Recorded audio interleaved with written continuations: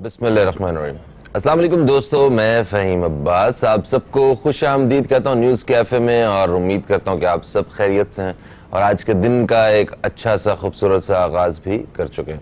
हमने अपने प्रोग्राम को आज दो हिस्सों में तकसीम किया है। प्रोग्राम के पहले हिस्से में हम एक ऐसे सब्जेक्ट पर बात करने वाले हैं जिस पे हमारे जितने भी देखने वाले जितने भी नाजरीन हैं पाकिस्तान में रहने वाले या पाकिस्तान में जो नहीं रहते, जिनका ताल्लुक इस सरजमीन से, उन सब का लगाव तो उस सब्जेक्ट के साथ बिल्कुल है। हम बात करने वाले हैं क्रिकेट के हवाले से।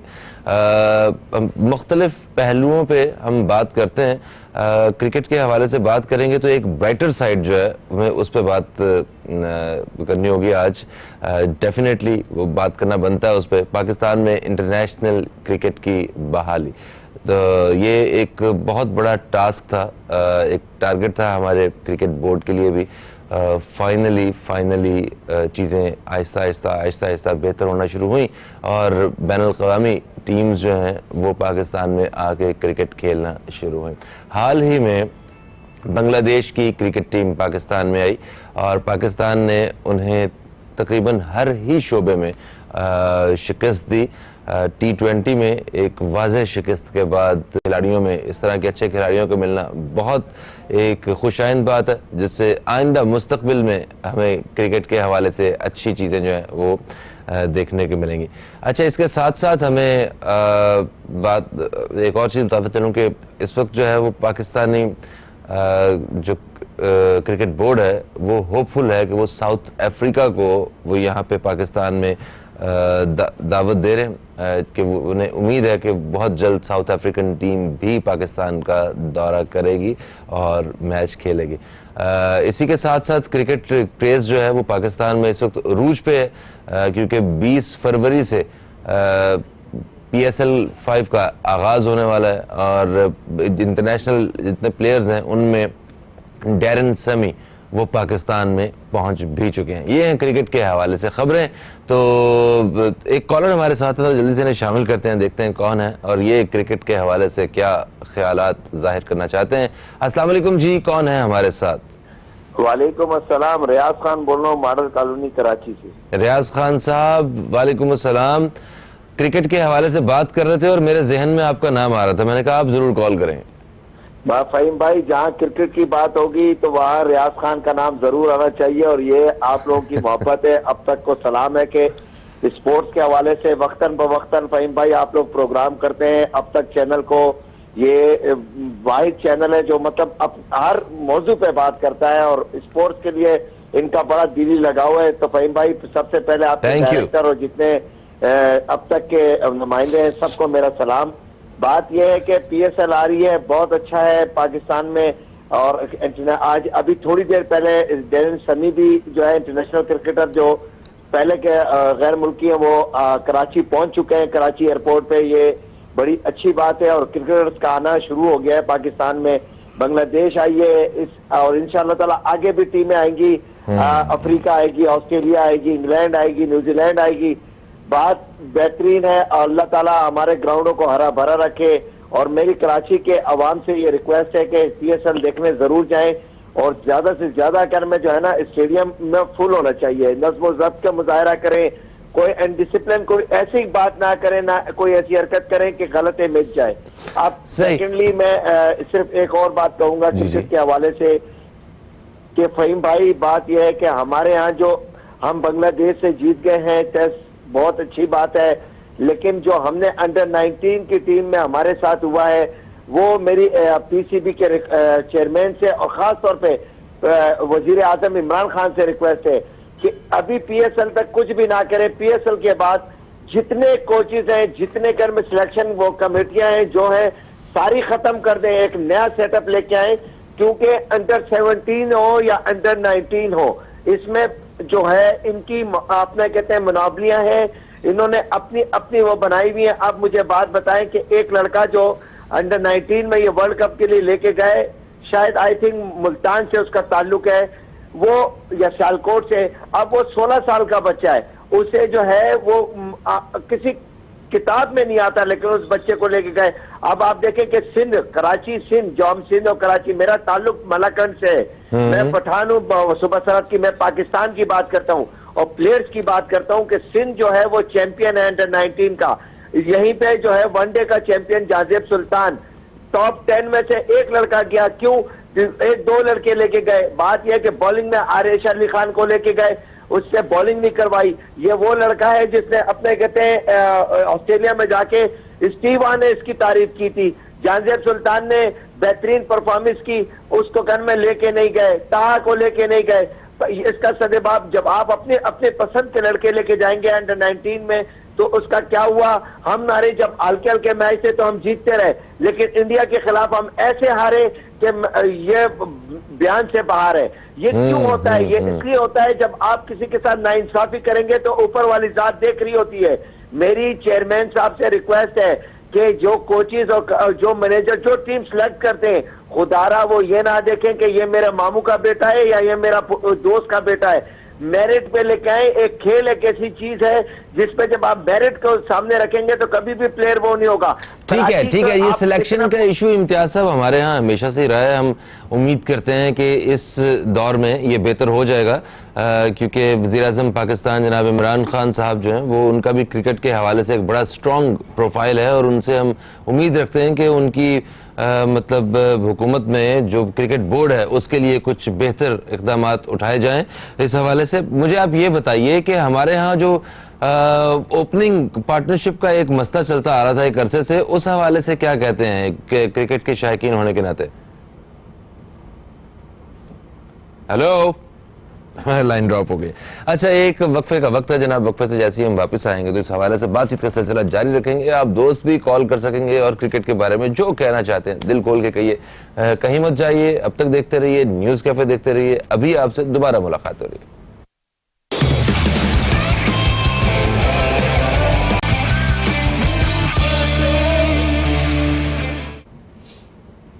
Welcome back. आप देख रहे हैं न्यूज़ कैफे, मैं हूं फ़हीम अब्बास और आज प्रोग्राम में हम क्रिकेट के हवाले से बात कर रहे हैं और ख़ास तौर पे पाकिस्तान में इंटरनेशनल क्रिकेट की बहाली के हवाले से बात हो रही है। मेरे साथ स्टूडियो में इस वक्त मौजूद हैं एंकर पर्सन और स्पोर्ट्स जर्नलिस्ट जनाब अली सलमान साहब। आपको खुशामदीद कहते हैं। अस्सलाम वालेकुम, कैसे हैं आप? वालेकुम अस्सलाम, thank you so much for once again inviting me. ठीक ठाक है, आप खुश हैं? माशाल्लाह।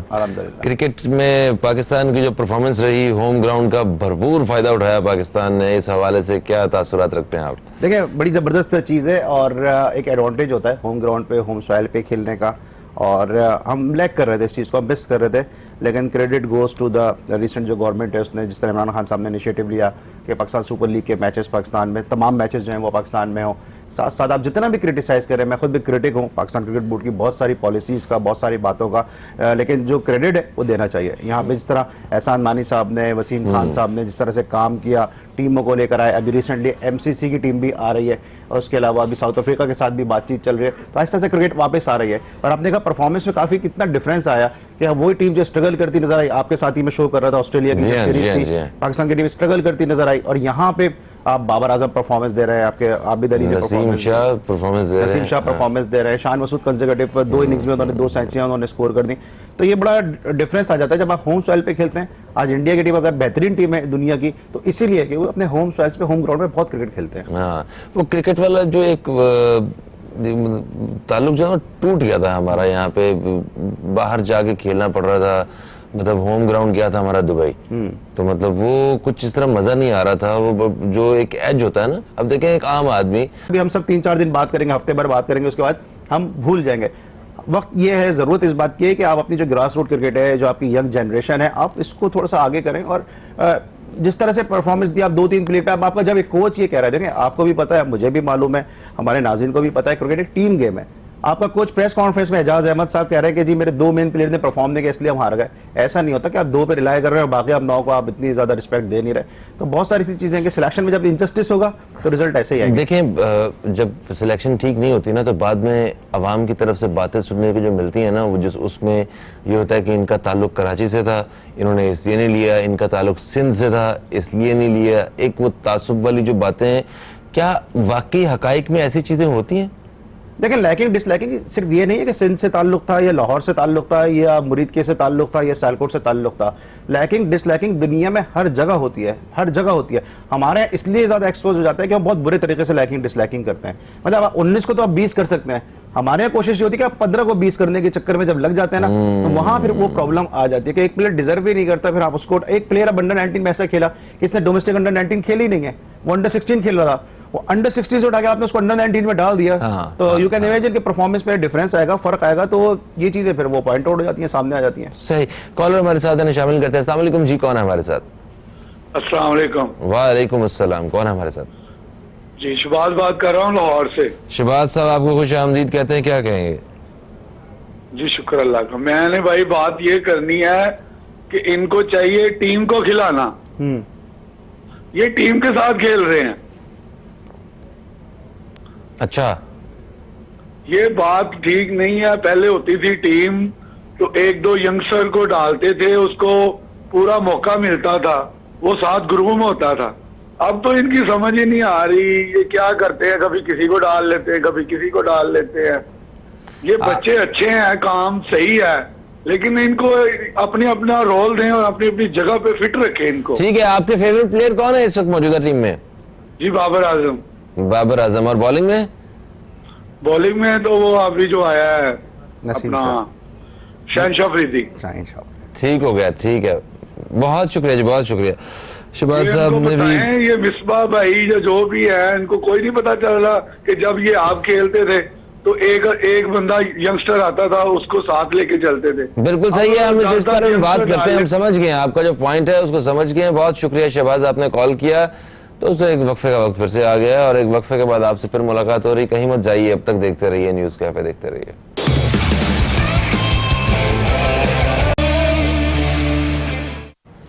Welcome back. आप देख रहे हैं न्यूज़ कैफे में, हूं फहीम अब्बास और अली सलमान हमारे साथ मौजूद हैं, जो कि कमेंटेटर हैं और इसके साथ साथ एक स्पोर्ट्स एंकर भी हैं। तो जनाब, वक्फे से पहले हमें कॉल आई शहबाज साहब की लाहौर से और इन्होंने कहा कि टीम को खिलाएं, टीम के साथ खेले नहीं। अच्छा, वैसे ये चीज़ जो पॉइंट आउट कर रहे थे कि पहले टीम में सीनियर खिलाड़ी होते थे, बीच में एक या दो नए लड़के जो है वो उन्हें चांस दिया करते थे, उन्हीं के साथ वो ग्रो करते थे। हम जैसे याद है कि जैसे शाहिद अफरीदी भी जब आए तो मतलब वो सईद अनवर थे, वो अगर जितने बॉलर नए आए उसमें वसीम अकरम, इस तरह एक बड़े नाम हुआ करते थे जिनकी सपोर्ट में, जिनकी छाव में जो है ना वो भी ऐसे नया खिलाड़ी भी जो है ना वो परवरिश पा रहा होता था और पाकिस्तान का नाम रोशन करता था। तो इस वक्त तो कौमी टीम में कोई सीनियर खिलाड़ी कुछ खास है नहीं, उसे शुएब मलिक खेल रहे थे और कुछ, तो क्या पैटर्न चेंज हो गया, फॉर्मेट इंटरनेशनली चेंज हुआ है या ये हम लैग कर रहे हैं इस जगह पे? देखिए, या हम एक्सट्रीम पे चले जाते हैं। अगर हम सीनियर को मौका देते हैं तो हम इतने मौका देते हैं, लोग 40-40 साल की उम्र में पाकिस्तान के लिए खेल रहे होते हैं, और अगर हम जूनियर पे आते हैं तो हम 16-16 साल के बच्चों को खिला देते हैं। हमारे पास बैलेंस नहीं है। जब तक आप इस चीज़ को बैलेंस नहीं करेंगे ना, जब तक आपको वो रिजल्ट सामने नहीं आएंगे। शहबाज साहब की कॉल थी लाहौर से, बिल्कुल वो सही ये बात कर रहे थे कि पाकिस्तान की टीम को बिल्डअप होना चाहिए। अगर आप अभी इंडिया की रिसेंटली मिसाल देखें कि इंडिया ने T20 सीरीज में व्हाइट वॉश किया अगेंस्ट न्यूजीलैंड, 5-0 उन्होंने जो है वो हरा दिया। उसके बाद 3-0 उनको खुद व्हाइट वॉश हो गया, लेकिन उसकी वजह क्या थी, रीजन क्या था कि वो अपनी बेंच स्ट्रेंथ को स्ट्रॉन्ग कर रहे थे। उन्हें मालूम है कि अभी वनडे जो क्रिकेट का वर्ल्ड कप है वो बहुत दूर है। T20 को उन्होंने एस्टैब्लिश कर लिया अपनी टीम को, T20 में उन्होंने जिफ्ट इन कर लिया, उन्होंने चिप इन कर लिया प्लेयर के किसको कहां में खिलाना है, और वनडे की टीम को एस्टैब्लिश करने के लिए उन्होंने 3-0 का उन्होंने सेक्रीफाइस कर दिया। अब वो उन्होंने 2 डेब्यू कराए, मयंक अग्रवाल और पृथ्वी शा, दोनों नए ओपनर को एकदम उन्होंने टीम में डाल दिया, रोहित शर्मा की जगह और शेखर धवन की जगह। ये वो स्ट्रेटेजी होती है, इस तरह से टीमें बनती हैं। अगर आप हार जीत को देखते रहेंगे, अब हम ये सोचते हैं, मिसबा ये सोचते हैं कि यार उनके ऊपर इतनी सारी जिम्मेदारी, रिस्पॉन्सिबिलिटीज, अगर वो हार गए, मीडिया का प्रेशर आएगा, लोगों का प्रेशर आएगा, तो फिर टीम कैसे बनाएंगे? अगर आपका हार का डर होगा, फेयरलेस क्रिकेट जब तक आप नहीं खेलेंगे, तो जब तक आप रिजल्ट ओरिएंटेड नहीं हो सकते। तो अच्छा, वैसे सिलेक्शन के मेयार को बेहतर कैसे किया जा सकता है पाकिस्तान में? सिर्फ और सिर्फ अगर आप जस्टिस करें, आप मेरिट पे सिलेक्शन करें तो बिल्कुल हो जाएगा। अब बाबर आजम दुनिया के टॉप बैट्समैन में शामिल होता है, ठीक है, लेकिन हमारे यहाँ जब बाबर आजम पाकिस्तान की टीम में जब सिलेक्शन बाबर आजम का हुआ, उसमें सिर्फ एक फर्स्ट क्लास सेंचुरी पे सिलेक्शन हुआ उसका। ऐसा ऐसा वो कौमी टीम के लिए तैयार होता है। आपको पता होता है कि ये खिलाड़ी 16 साल की उम्र से खेलता हुआ आ रहा है, इसने अंडर 16 खेला है, अंडर 18 खेला है, अंडर 19 खेला है। ये सब बाबर आजम वगैरह भी, एहसान अली खेले जो पाकिस्तान टीम से, कोयटा ग्लैडिएटर्स से खेलते हैं, बाबर आजम, अहमद शहजाद, ये समी असला, ये सब अंडर 15 से ही चले आ रहे हैं, अंडर 15 वर्ल्ड कप खेल कर आ रहे हैं, एक प्रोसेस, एक सिस्टम से ही आ रहे हैं। लेकिन अगर आप बिल्कुल ही जाके आउट ऑफ द बॉक्स किसी प्लेयर को जाके इंडर्ट कर देंगे तो वो फिर जो एक बेंच है प्लेयर का वो भी डिस्टर्ब होता है और फिर सारी चीजें डीमोटिवेशन पैदा होती है। सही कॉल हमारे साथ शामिल करते हैं। अस्सलाम वालेकुम जी, कौन है हमारे साथ? जी मैं शेखावत बात कर रहा हूँ रावलपिंडी से। क्या हाल है फैम भाई, ठीक हो? बिल्कुल ठीक ठाक शेख साहब, आप बताएं ठीक हैं? अल्हम्दुलिल्लाह, शुक्र अल्हम्दुलिल्लाह। शेख अपना फैम भाई, पुराने जो मतलब हमारे क्रिकेट है ना, पुराने वाले लोग वो बहुत अच्छा खेलते थे, बहुत अच्छा। अभी ये देखो ना, अभी लोगों को शौक खत्म हो गया है। तो मैं आगे हर बार में देखते, हर जो नई दुकान में देखते कि लोग मैच देख रहे थे। तो आज मैं रोड पे जाता हूँ, अगर देखता कोई बंदे को शौक भी नहीं, पता नहीं क्या हुआ, क्या क्रिकेट के साथ क्या हुआ, क्या नहीं हुआ, समझ नहीं आ रही है।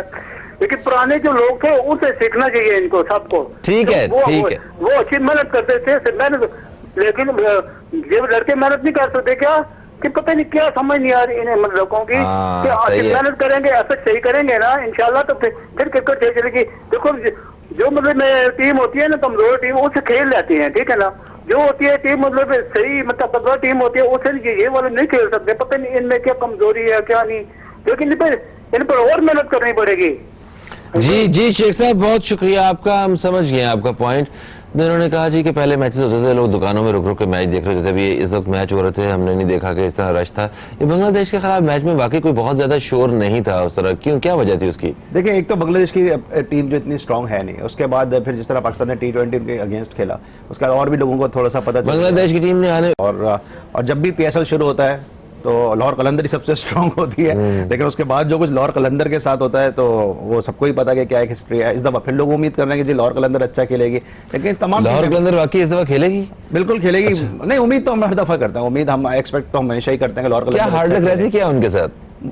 पता नहीं कि क्या प्लानिंग का, मुझे लगता है देखिए प्लानिंग का प्रॉब्लम है। उमर अकमल जब PSL का सीजन 1 हुआ, उमर अकमल उनका बेस्ट बैट्समैन था, सबसे ज्यादा रन किए उसने पाकिस्तान सुपर लीग सीजन 1 में। अगले सीजन में उसको आपने बाहर कर दिया, अगर 1-2 मैच में वो नाकाम हुआ तो उसको होटल में छोड़ दिया, उसको आप टीम के साथ ही लेके नहीं आते थे, ठीक है। फिर हस्सान खान कोयटा ग्लैडिएटर्स के लिए वो बॉलिंग ओपन करता था। हस्सान खान जब लाहौर कलंदर में गया तो हस्सान खान को जो है वो उन्होंने राइट ऑफ कर दिया, उसको भी नहीं खिलाया। रजा हसन सब जानते हैं कि रजा हसन एक अच्छा बॉलर है, लाहौर कलंदर ने उसको काम किया, बिल्कुल स्क्रैच से उसको उठा के लेकर आया, दोबारा कमबैक करवाया, उसके साथ भी उन्होंने उसको नहीं खिलाया।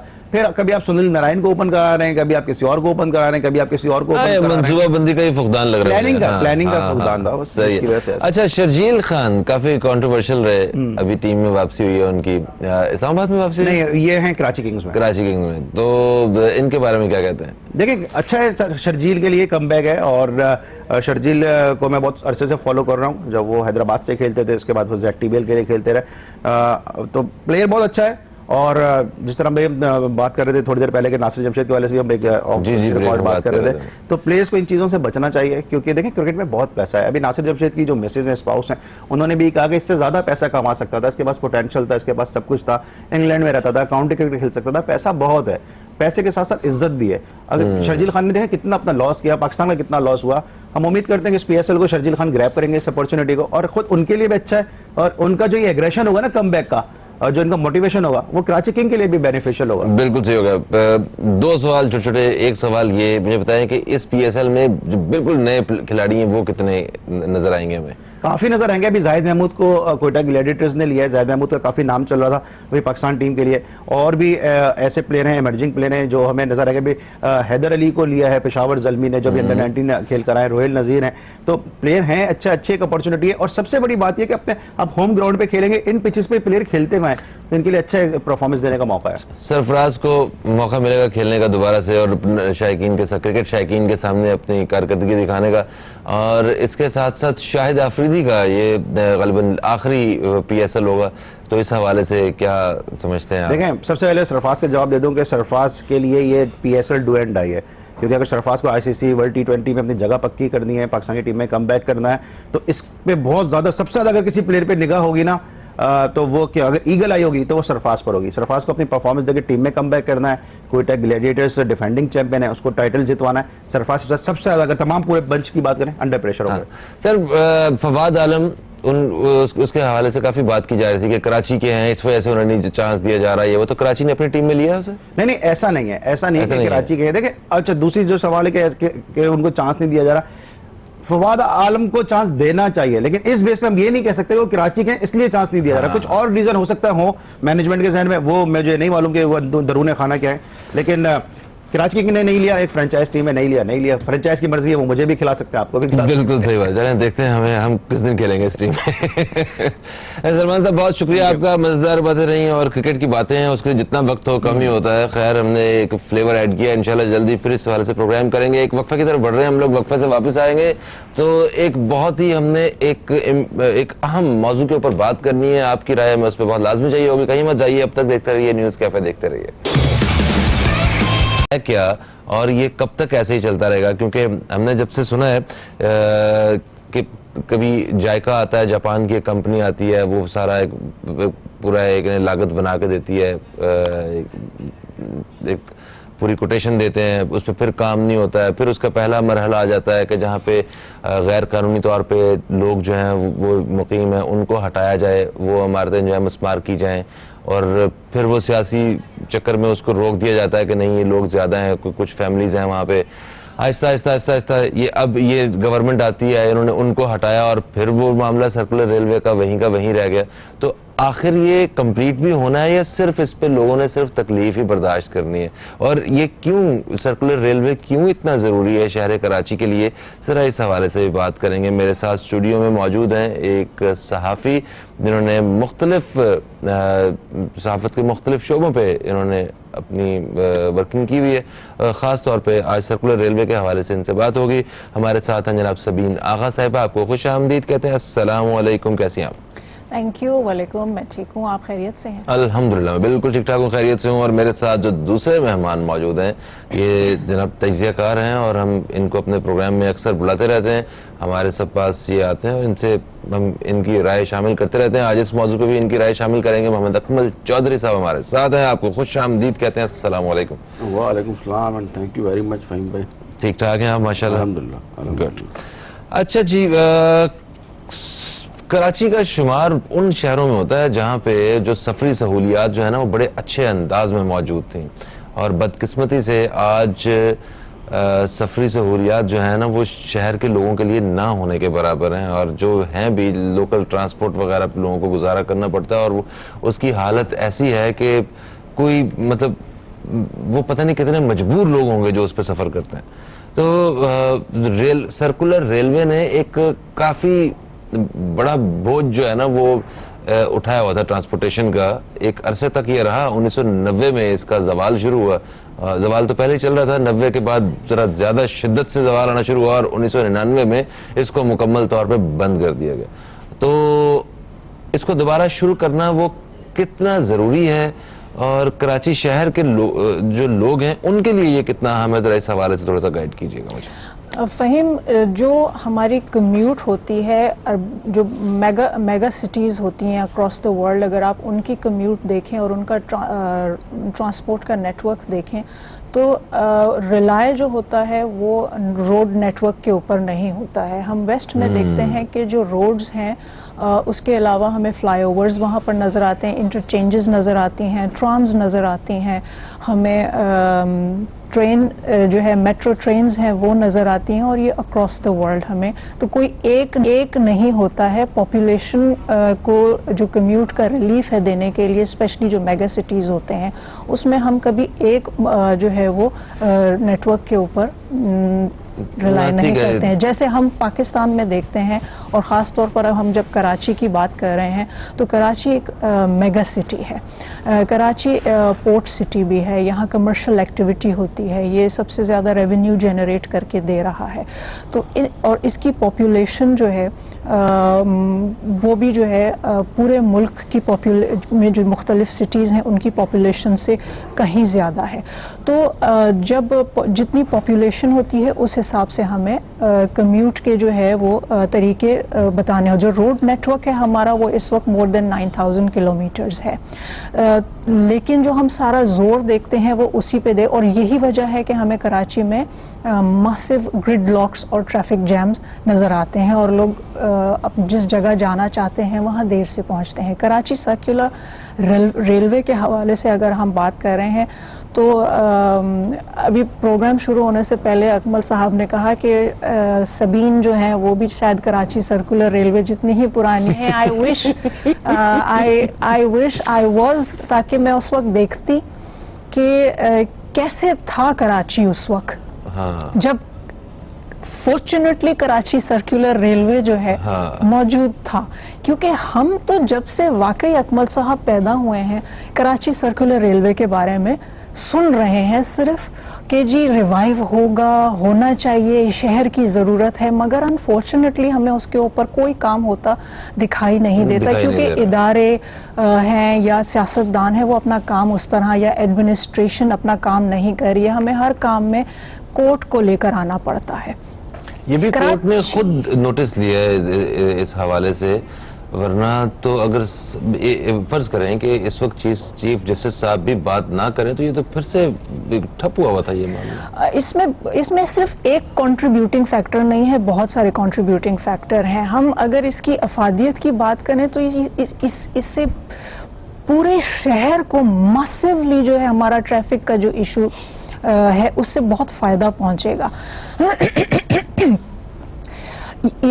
This has now become a part of Karachi के लिए एक प्लान बनाया गया है, कराची ट्रांसपोर्ट इम्प्रूवमेंट प्रोजेक्ट 2030, और इस कराची सर्कुलर रेलवे को उसका पार्ट बनाया गया है और उसी हिसाब से जो है इसके अंदर मुख्तलिफ जो है चेंजेस की बात की गई और इसकी इम्प्लीमेंटेशन। लेकिन जो बात हम इम्प्लीमेंटेशन की कर रहे हैं यहाँ पर, इम्प्लीमेंटेशन के बाद सस्टेनेबिलिटी की, उस चीज़ ने जो है और लैक ऑफ विल जो है एडमिनिस्ट्रेशन की, गवर्नमेंट्स की, बोथ सेंटर और रीजनल, यानी सेंटर और सिंध गवर्नमेंट की, हमें वो उसके अंदर सिंसियरिटी जो है वो नज़र नहीं आती है। इसका जो सबसे बेस्ट ऑप्शन हमें नज़र आ रहा था इसकी रिवाइवल का, 2010 में जब जायका, जापानीज़ एड एजेंसी है, Japanese international, it's an ad agency, उन्होंने एक बहुत ही बेहतरीन आपको जो है वो टर्म्स के ऊपर लोन प्रोवाइड करने के लिए कहा था। वो लोन आपको प्रोवाइड करते जिसमें अनलाइक चाइना उन्होंने आपसे कोई सॉवरन गारंटीज नहीं मांगी थी, कोई कोलैटरल नहीं मांगा था, और एक टाइम पीरियड दिया था 40 इयर्स का, आई थिंक 40 इयर्स का टाइम दिया था कि हम इसके अंदर इसको कंक्लूड कर देंगे और बना देंगे। फिर उन्होंने सर्वे किया था जिसमें उन्होंने इंक्रोचमेंट के हवाले से बड़ा जो है वो वर्केबल प्लान बनाकर दिया था गवर्नमेंट को कि जी इसके अंदर आपकी उस वक्त 2012 में जब ये सर्वे आया, ये गैर कानूनी तजावुज़ात को हटाया जाए, इंक्रोचमेंट के हवाले से उन्होंने आपको बताया कि कितना जो है लोग इससे मुतासिर होंगे और उसका प्लान आपको उनकी रीलोकेशन, तो जो हर्डल है उसमें उस वक्त मोर देन 460 फैमिलीज, अब 4,600 एंड समथिंग ये उस वक्त था।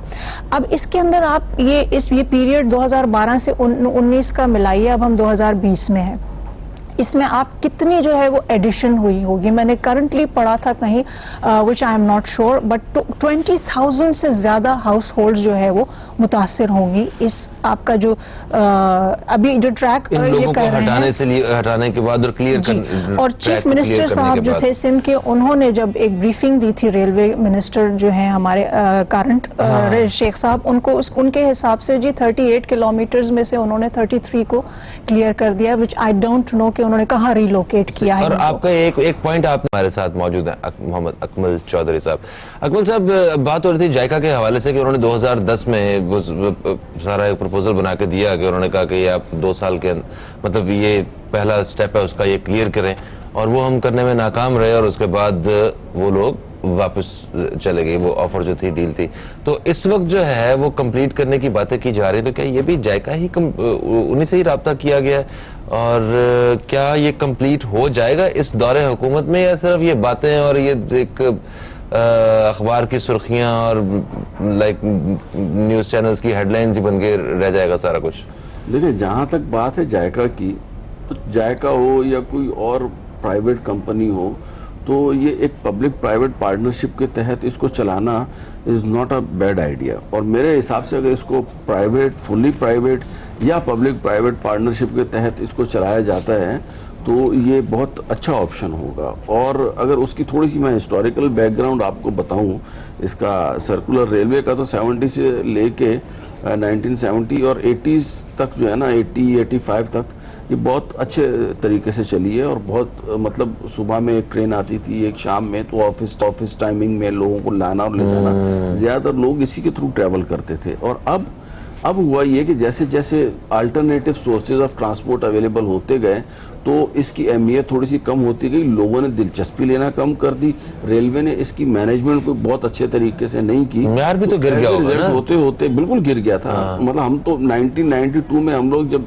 आपने ट्रैवल किया इस पे? हम बस क्लासेस जब बंक करके ट्रैवल करके आते थे पूरा चक्कर लेके तो उस वक्त तो खाली वाली होती थी, तो 99 तक तो बिल्कुल ठप हो गई थी, क्योंकि 90 में तो इसका बुरा हाल शुरू हो चुका था। बिल्कुल। अच्छा, 1990 से 90 वाली अगर किसी ने बहाल करने का कोई सोच रहे हैं तो मेरे ख्याल में उसे ना बहाल करें तो वो ज्यादा बेहतर होगा, क्योंकि वो हाल तो हमने भी देखा हुआ है ना कि क्या हाल था। अच्छा, इस वक्त अगर आप ट्रैक की मौजूदा सूरत हाल देखें तो ट्रैक ऑलमोस्ट क्लियर है, ट्रैक जो है वो क्लियर है। अब उसमें करना क्या है, उसमें सिर्फ ट्रैक की थोड़ी सी मेंटेनेंस वगैरह करनी है। अगर फॉर द टाइमिंग उसको इमीडिएटली स्टार्ट करना है तो ट्रैक की मेंटेनेंस का काम स्टार्ट करना है और ये काम शुरू हो सकता है विद इन मंथ्स। मगर सबीन साहब कह रहे हैं कि 20,000 फैमिलीज जो मुतासिर होंगी जो तकरीबन जो रास्ते में बता रहा हूँ। देखिए, एक तो ना ट्रेन के गुजरने के लिए जो रास्ता होता है ना, 2-4 फुट इधर 2-4 फुट इधर, तो as far as this railway track is concern this is okay, almost okay. बहुत कम एरिया जो वो है रह गया 2-4 किलोमीटर का, अदरवाइज ट्रैक इज ओके। उसके सराउंडिंग में देखें, रेलवे की जगह सिर्फ कोई ट्रैक नहीं होता, उसके इर्द गिर्द सराउंडिंग की तकरीबन 15-15, 20-20 फुट की जगह जो होती है वो भी रेलवे की ही मिल्कियत। अब हुआ ये कि जैसे ही 90s के बाद सर्कुलर रेलवे बंद हुई है तो उसके बाद China cutting, officially, unofficially, legally, illegally उस जमीनों को मुख्तलिफ एजेंसीज को या मुख्तलिफ लोगों को अलॉट कर दिया गया।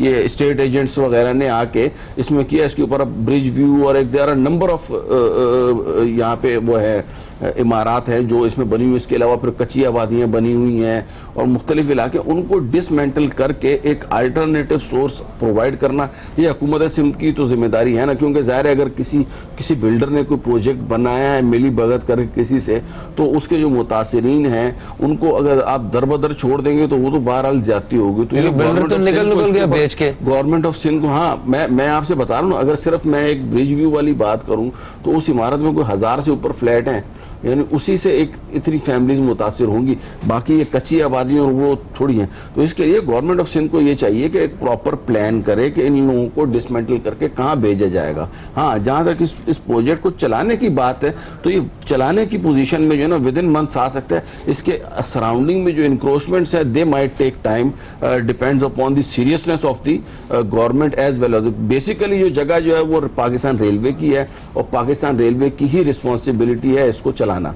अब हमारे जो ऑनरेबल चीफ जस्टिस साहब हैं उनकी कराची से जज्बाती वाबस्तगी भी है और हम उनके शुक्रगुजार भी हैं कि उन्होंने इस मसले को उठाया, क्योंकि इसके बहरहाल 2 फायदे तो हैं। Number 1 time, number 2 cost. एक आम तबका जो है वो इसको बहरहाल कॉस्ट एक सस्ता सफर का जरिया ये प्रोवाइड कर सकती है। और दूसरा, जिस तरीके से ऑफिस आवर्स में ट्रैफिक जैम होती है सुबह में या यहाँ तक, तो उसमें ये सर्कुलर रेलवे एक बहुत अहम किरदार अदा कर सकती है। लेकिन अगेन मैं आपसे वही कहूंगा कि अगर आपने इसको 1990 से लेके 2000 वाली सर्कुलर रेलवे बनाना है तो वो बेशक नहीं चलेगी, वो नाकाम प्रोजेक्ट होगा। इसको प्रॉपर प्लानिंग, बिजनेस प्लान के तहत इसको पूरा इसकी एक एक्टिविटी को देख के, इसकी मार्केटिंग और इसके दीगर चीजों को देख के फिजिबिलिटी स्टडी के बाद इसको अगर शुरू किया जाए तो ये ज्यादा मुनासिब होगा कि रादर जी चलो जी 3 डब्बे लाए, इंजन लाए, दे मार 4.5, ऐसा नहीं चलेगा। सही है। अच्छा ज़बीन जी, सर्कुलर रेलवे से ओवरऑल एक तो कराची के शहरियों को तो इसका फायदा होगा, वो ट्रांसपोर्टेशन के हवाले से, सफर के हवाले से। इसके अलावा ओवरऑल पूरे पाकिस्तान में या मईशत के हिसाब से, इकोनॉमी के हिसाब से, क्या उसमें भी कोई आदमशुमार में फर्क आएगा, कोई बेहतरी आएगी? पर्सनली इन माय ओपिनियन तो मुझे ऐसा कुछ फील नहीं होता है, क्योंकि देखिए इसका जो बेसिक पर्पस है वो यही है कि आप इसको जो है वो पब्लिक ट्रांसपोर्ट के तौर पर जो है हम इसको इस्तेमाल, अगर उसके अंदर हम गुड्स की ट्रेन, मैंने तो कोई ऐसी चीज़ मेरे इल्म में, मेरी रिसर्च के हवाले से नहीं है कि वो कोई गुड्स की ट्रेन्स जो हैं वो इस ट्रैक के ऊपर चलाएंगे। बिल्कुल सही हो गया। एक वक्फा है जी, वक्फे से वापस आते हैं तो मजीद बात करते हैं इसी हवाले से, कहीं मत जाइए। अब तक देख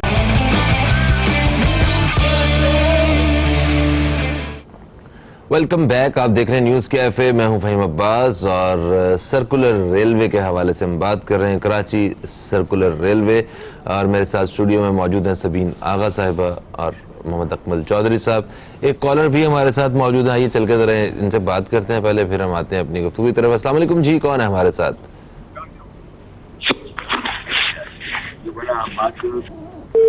हेलो, ओके, लाइन ड्रॉप हो चुकी। अच्छा सबीन साहिबा, अभी जिस तरह सुप्रीम कोर्ट के जो चीफ जस्टिस साहब हैं उनकी तरफ से हमें ये कराची सर्कुलर रेलवे के हवाले से जो खबरें हैं, वो मतलब जो फैसले हैं, जो हदायत हैं, वो नज़र आ रही हैं। मुझे ये बताइए कि आखिर गवर्नमेंट की इसके बारे में प्लानिंग क्या है और कितना सीरियस हैं इस प्रोजेक्ट को कंप्लीट करने के हवाले से। आखिर ये रिवाइवल चाह रहे हैं ना, तो रिवाइवल के लिए इनके पास प्लानिंग क्या है? रिवाइवल की, जैसे मैंने आपको पहले भी कहा, देखें कई दफ़ा डेडलाइन आई और वो डेडलाइन गुजर गई, उसमें हमें लैक ऑफ विल नज़र आती है। फिर हमें नज़र आता है कि जो जुरिस्डिक्शन का इशू होता है, हमारे यहाँ बहुत सारी चीज़ों को फेडरल गवर्नमेंट जो है वो टेक ओवर करना चाहती है और जो लोकल रीजनल या जो प्रोविंशियल गवर्नमेंट होती है उसको उसका क्रेडिट नहीं लेने देना चाहती है। तो इसमें बहुत मरतबा जो है वो जुरिस्डिक्शन का इशू भी होता है। और इस मामले में भी मेरी ज़ाती राय के हिसाब से फेडरल गवर्नमेंट, सेंटर नहीं चाहती कि सिंध गवर्नमेंट जो है वो इसका क्रेडिट ले, तो इसमें ये चीज़ हमें दिखाई देती है। रिवाइवल करना इसका, अगर आपके पास पॉलिटिकल विल है तो बहुत आसान है। प्लान हमने आपके साथ जो है वो शेयर किया है। जैसे मैंने आपको बताया कि कराची का जो फ्यूचर का ट्रांसपोर्ट इम्प्रूवमेंट प्रोजेक्ट है 2030, इसको उसका पार्ट बनाया गया है, एफर्ट्स की जा रही हैं, CPEC में इसको डलवाया गया, कोशिश की जा रही है, सिंध गवर्नमेंट की तरफ से कोशिश की जा रही है। ये सिंध गवर्नमेंट की जो चीफ मिनिस्टर्स थे मुराद अली शाह साहब, उन्हीं की इनिशिएशन के ऊपर जो है वो 2016 में इसे CPEC का हिस्सा बनाया गया ताकि इसका किसी भी सूरत में रिवाइवल हो सके। उसमें हमें नहीं नज़र आया क्योंकि हमें उसकी कॉस्ट जो है वो बढ़ती हुई नज़र आई। फिर हमें ज़ाहिर है उसके अंदर और भी बहुत सारी चीज़ें हैं जिसमें हमारी जो इंक्रोचमेंट के हवाले से हमें इलीगल जो है नज़र आता है, पार्टिसिपेशन ऑफ, मतलब ऑब्वियसली आपके जब तक ऑफिशियल्स इसके अंदर इन्वॉल्व नहीं होंगे, ये जो ऑफिशियल लैंड है रेलवे की, इस पे इंक्रोचमेंट होना आसान नहीं है। तो जाहिर है ये उनकी मिली भगत से हुआ है। तो इसका जो रिवाइवल है उसके लिए पॉलिटिकल विल की बहुत ज़्यादा ज़रूरत है। वो नज़र आती है आपको?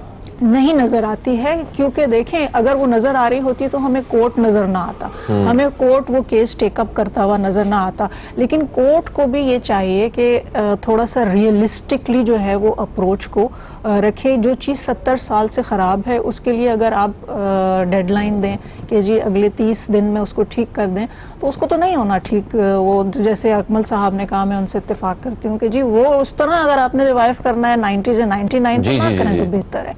अब आपके पास सब चीज़ें मौजूद हैं, आपके पास डोनर भी मौजूद था, उस डोनर भी चला गया आपकी वजह से।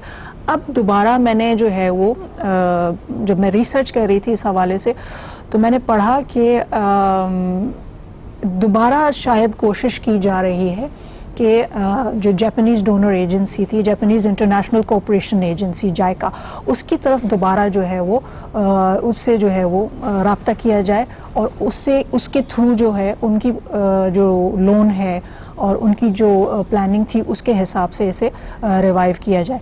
लेकिन ये हम जो है जिसको एक गेम होता है ना, योयो का गेम आपने खेला होगा, बैक एंड फोर्थ, कभी इस कंपनी कभी उस कंपनी, भाई आप इसको बनाइए तो सही, इसको आप पॉलिटिकल विल आप इसको इम्प्लीमेंट करने की तो कोशिश कीजिए। अब अगर आप इम्प्लीमेंट करना चाह रहे हैं, जैसे हम ब्रेक में बात कर रहे थे, तो इसमें बहुत सारी टेक्निकलिटीज़ हैं जो वो आप आराम से, जैसे ब्रॉड गेज है आपका ट्रैक, उसको आप स्टैंडर्ड गेज में करना चाह रहे हैं, अकमल साहब ने कहा कोई इशू ही नहीं है, तो भाई कोई इशू ही नहीं है तो फिर हम क्यों इसको नहीं बना रहे हैं? तो इशू तो है और वो एक ही है, सही, that is the lack of political will. ठीक है। अकमल साहब, टूरिज्म के हवाले से पाकिस्तान जो है वो इस वक्त दुनिया के जितने भी टूरिस्ट हैं उनकी तवज्जो का मरकज बना हुआ है, और खूबसूरत तरीन जगहों से भरी हुई जगह पाकिस्तान जो है वो लोगों ने तस्लीम कर लिया है। तो अब एक बड़ी तादाद गैर मुल्कियों की पाकिस्तान की तरफ भी आ रही है। अभी वो नॉर्दर्न एरिया और केपीके वगैरह में उस तरफ उनका है। मुझे पूरा यकीन है कि कल को वो ये बलूचिस्तान और सिंध की तरफ भी उनके रुख होने वाले हैं। तो हमें ये सर्कुलर रेलवे और ये हमारे रेलवे के ऊपर काम जो है ये किस हद तक फ्रूटफुल साबित हो सकता है, इस बारे में बताइए। अच्छा देखिए, ये सर्कुलर रेलवे के ऊपर मैं थोड़ा सा कहना चाहूँगा, फिर टूरिज्म की बात करता हूँ। जो लैकिंग है ना, वो लैकिंग ये देखें, ऑनरेबल चीफ जस्टिस साहब सिर्फ सीरियस नज़र आ रहे हैं मुझे सर्कुलर रेलवे को बहाल करने में, इसके अलावा कोई मुझे नज़र नहीं आ रहा, चाहे वो पाकिस्तान रेलवे हो, चाहे वो शेख रशीद साहब हो, या सिंध गवर्नमेंट हो, या मेयर साहब के पास तो बेचारा के पास कोई रिसोर्सेज ही नहीं है।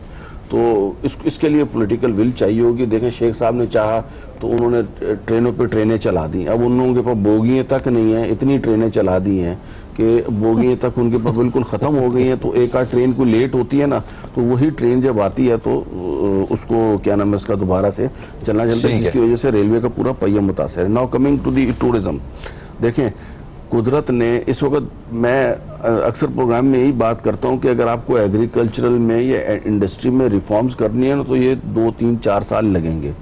टूरिज्म आपके पास एक बनी बनाई इंडस्ट्री है। कुदरत ने आपको, चाहे वो स्वात, कश्मीर और यहाँ पे ऐसे ऐसे मकामात दिए हैं, इसी तरीके से बलूचिस्तान की पहाड़ियाँ हैं हमारे पास, और वहाँ पे अगर आप कभी निकल जाएंगे इस तरफ, ये हब की तरफ से, तो आपको वो खूबसूरती नजर आएगी कि आप भूल जाएंगे कुछ। मतलब उसमें हमें इंफ्रास्ट्रक्चर भी डेवलप करने की जरूरत नहीं है, इतना मतलब जबरदस्त तरीके से बना हुआ सहूलियात देनी है। और हुआ ये है कि गवर्नमेंट ने भी शायद, और ये लॉन्ग टर्म रेवेन्यू जनरेट करने का मतलब फॉरेन रेवेन्यू जिसको बोलते हैं ना, वो जनरेट करने का जो बहुत अच्छा वो मतलब बाइस बन सकती है। तो ठीक है, तो यानी कि इस पे काम किया जा सकता है और इन्हें करना चाहिए, कर रहे हैं, और तरजीहात में शामिल करना होगा। बिल्कुल। Thank you so much Sabeen साहिबा, आप तशरीफ लाएं, और अकमल साहब आपको भी बेहद शुक्रिया, आप तशरीफ लाए।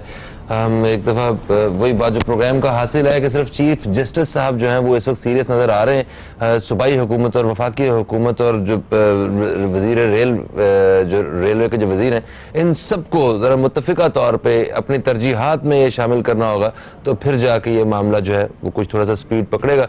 और फ़हीम अब्बास को, न्यूज़ कैफ़े टीम को दें इजाज़त। आप दोस्तों से इंशाअल्लाह कल फिर मुलाकात होगी। कल तक के लिए खुदा हाफ़िज़। पाकिस्तान जिंदाबाद।